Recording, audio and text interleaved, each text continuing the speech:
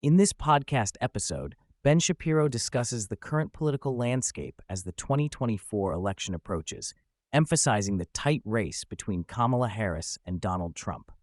With just 39 days until the election, Shapiro expresses skepticism about the accuracy of polling data, suggesting that many polls may be artificially constructed to reflect a dead heat. He notes that while Harris appears to have a slight edge in some swing states, there are indicators that suggest Trump may be gaining ground. Shapiro begins by addressing breaking news regarding New York City Mayor Eric Adams, who has been indicted on federal criminal charges. The details of the indictment remain sealed, but Adams has publicly stated that the charges are false and based on lies. Shapiro humorously suggests that Adams should consider committing a crime in public to avoid prosecution, referencing a perceived leniency in the justice system for certain individuals in New York City. As Shapiro delves into the election, he reflects on the conflicting feelings he has about the candidates. Initially, he believed Trump would win, but he now feels that Harris has gained some momentum. He points to polling data that shows Harris leading in key swing states, although the margins are slim. He expresses concern about the Democrats' ability to mobilize voters, particularly through ballot harvesting and outreach efforts on college campuses. However, he also raises doubts about the reliability of the polls, suggesting that they may be constructed with a predetermined outcome in mind. He highlights a significant shift in polling from the Teamsters Union, which previously favored Biden, but now shows Trump leading Harris by a substantial margin. This shift, according to Shapiro, indicates a potential change in voter sentiment that may not be fully captured by traditional polling methods.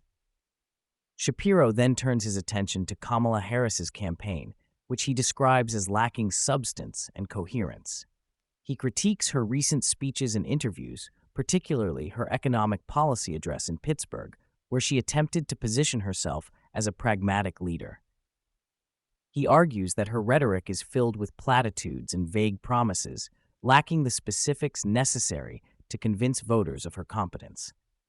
Shapiro points out that Harris's focus on issues like affordable housing and economic equity fails to resonate with many voters, particularly men, who perceive her campaign as anti-male.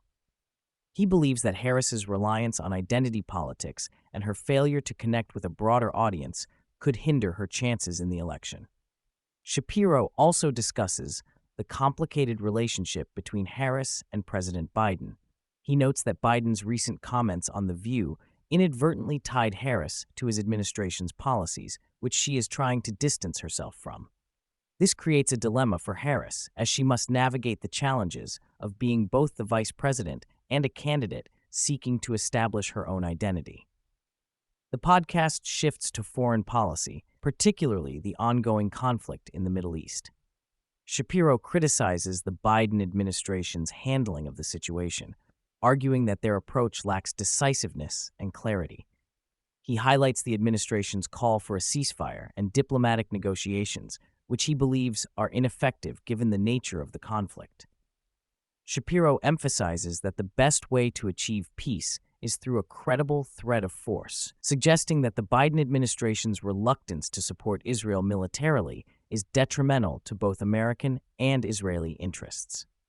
He expresses frustration with the administration's failure to recognize the realities of the situation and its tendency to prioritize political optics over effective policy.